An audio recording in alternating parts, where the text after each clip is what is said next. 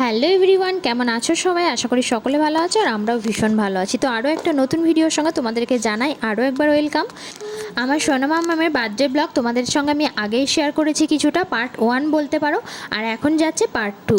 তো ভিডিওটা কেমন লেগেছে অবশ্যই কমেন্টে জানাতে পারো, আর এই ভিডিওটা তোমাদের কেমন লাগছে সেটাও কিন্তু কমেন্টে জানিও। তো যাই হোক, এখন দেখো মামামকে সকাল সকাল উঠিয়ে দিয়েছি, আর ওঠানোর পরে ওকে ফ্রেশ করিয়ে দিয়েছে, আর এখন আমি ভোর ভোর গেছিলাম পুজো দিতে মায়ের কাছে। তো সেই আশীর্বাদী ফুল আর মায়ের প্রসাদ এখন মামামকে দিচ্ছি। তো তারপর একটুখানি আদর করে দিলাম। তো চলো ভিডিওটা দেখতে থাকো।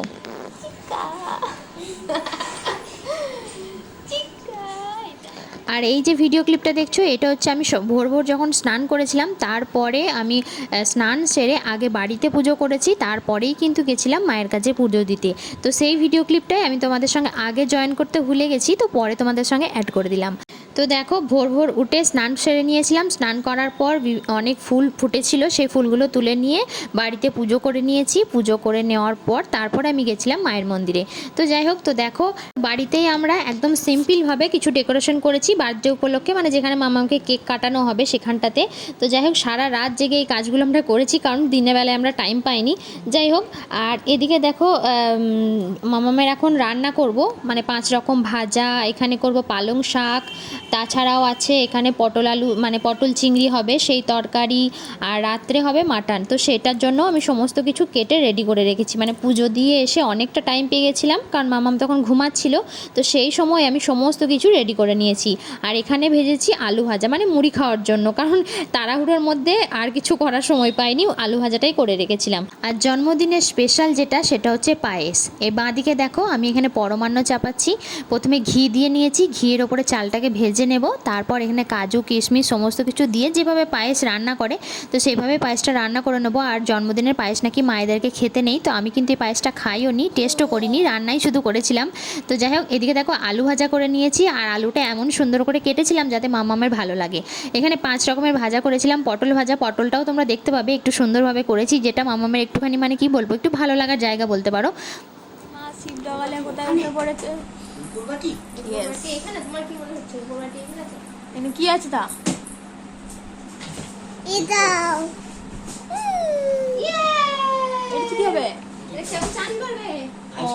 আর এদিকে দেখো সোনাইয়ের জন্য আমি এখানে বাথটাবটা, মানে এখানে তুলে রেখেছিলাম, কারণ ও সবসময় তো এটাতে স্নান করে না, সেই জন্য এটা তুলে রেখেছিলাম। তো আজকে এটাকে মানে পেরে নিয়েছি, তো মামামকে স্নান করাবো এটাতে। তার জন্য দেখো আমি একটা বাটিতে দুধ নিয়ে এসেছি, আর একটুখানি গোলাপের পাপড়ি, মানে আমার বাড়িতেই গোলাপ ছিল, সেখান থেকে একটু ছিঁড়ে নিয়েছি, মানে একটু স্পেশাল করানোর জন্য, স্পেশাল ফিল করানোর জন্য। প্রত্যেক দিনই তো স্নান করে, তো আজকে স্নানটা যাতে একটু অন্যরকম হয়, তো সেই জন্যই এইগুলো করা।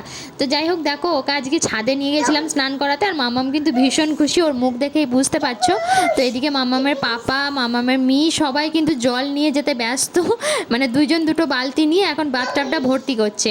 আর এদিকে আমিও ভিডিও করছি, আর মামামও এদিকে ভীষণ খুশি। মামাম বলছে, মাম্মা এটাতে আমি কী করবো? আমি এটাতে তুমি স্নান করবে।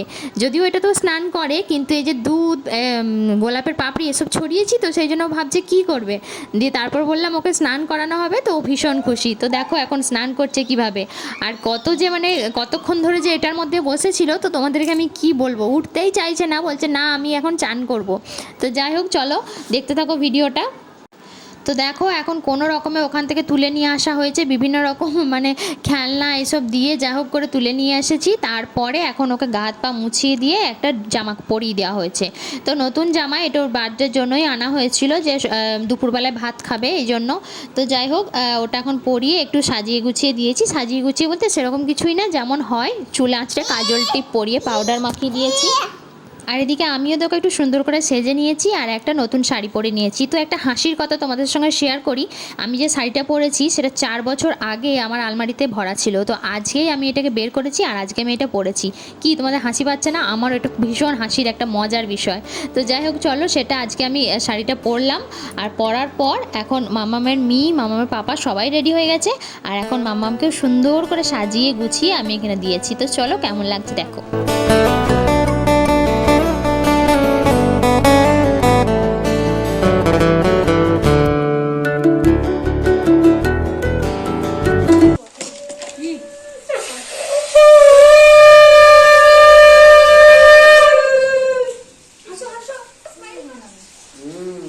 ভালো লাগো সোনাইকে ভালো লাগো।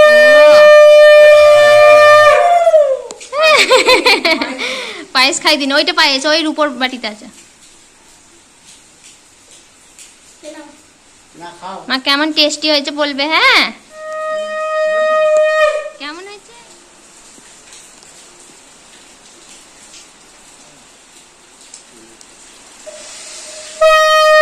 কেমন হয়েছে সোনা?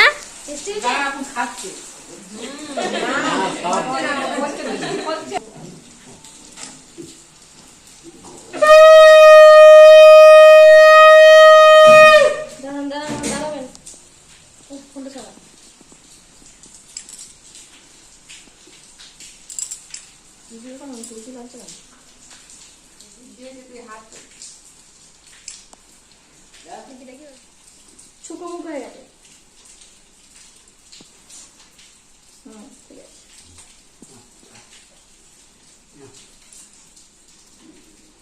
অল্প একটুখানি দাও, তাহলে পরের বারে খাবে না, খেতে চাইবে না। বেশি দিলে হবে না কো। এখন কি ভাত খাবে গাছ নয় ওটা, দূর্বা ঘাস। দিলে 3 বার দিলে হুম না দাঁড়াবে করে কি তাকাবে একটুখানি মুখে ঠেকিয়ে দাও। তাকাবে দিকে যা শুন বেশি তাকাও। খাওয়ালে ভাত খাবে না। হ্যাঁ সোনা আমার দিকে তাকাও তো। মাছ মিটে সরে বসে দিকে দেখা যাচ্ছে মাছ শুন। হ্যাঁ আপনি ফোনটা একটু সরান না, হ্যাঁ ভিডিও করছেন। না অটো তুমি করো। খুব সুন্দর হয়েছে। এটা কিচিমিচি খাবে? একটু কিচিমিচি খাবে? কিচিমিচি এই কোনটা খাবে মা? এই আলুটা খাবে? নাও। তাহলে কোনটা খাবে? শূন্য ভাত খাবে? হ্যাঁ ওটা বসেছি। আমার তোমার এটা পছন্দ হয়েছে? হ্যাঁ এটা চঞ্জনে করেছি। ভিডিও সুইটা খাওয়া তো ছাড়।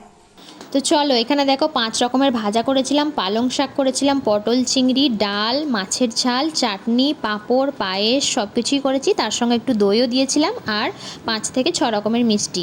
তো যেটা আমার বাড়িতে ছিল সেটুকুই দিয়েছি। আর কেমন লাগলো ভিডিওটা অবশ্যই কমেন্টে জানিও। আমার মাম্মাম তো ভীষণ খুশি আর পায়েসটা ভীষণ পছন্দ হয়েছে। তো চলো নেক্সট ভিডিও নিয়ে ফিরে আসবো খুব তাড়াতাড়ি। তো কমেন্টে অবশ্যই জানিও কিন্তু ভিডিওটা কেমন লাগলো।